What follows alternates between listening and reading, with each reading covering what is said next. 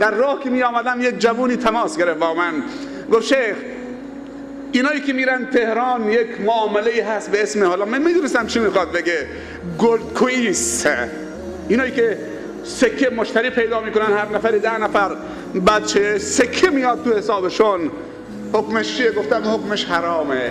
3 سال پیش هیئت فتوای علمای اهل سنت جنوب فتوا صادر کردن که این تجارتی است حرام و بر مبنای حرام شاهد گذاری شده و درش فریب هست و وصل به شرکت‌های یهودی.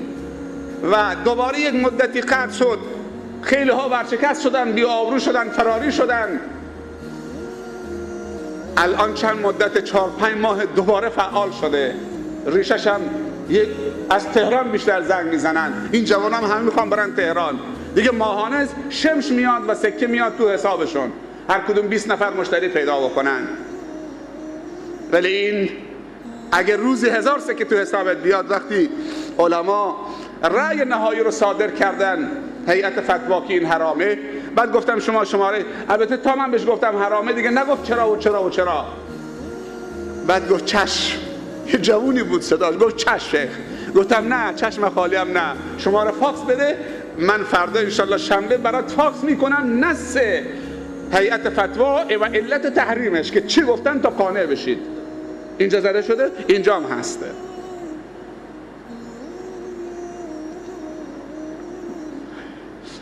مال شما را فریب نده، مال خیلی خوبه. دوستان تعریف میکردن، میگفتن یک جوان روستایی تو همین منطقه 16 سالش بوده 900 میلیون تومان پول داشته. 16 سالش بوده 900 میلیون تومان پول داشته. قاچاق سیگار میکرده. 16 900 میلیون. حالتتون الحمدلله خوب دارم میبینم. حالتتون یک دفعه عوض نشد که 900 میلیون، نه خیلی طبیعی نشستی. تاثیر ایمان امروزه، چون صحبت رو کامل نکردم. قارون هم وقتی که با کبکبش و دبدبش تو خیابانها و کوچه های محلش میرفت، لعاب فقرا زیر شده بود. یا لیتنا مثل ما اوتی قارون، ای کاش ما هم مثل اون چیزی که به قارون داده شده بود داشتیم، یا نیمه از اون داشتیم، یا 1/3 و 1/100 از اون داشتیم.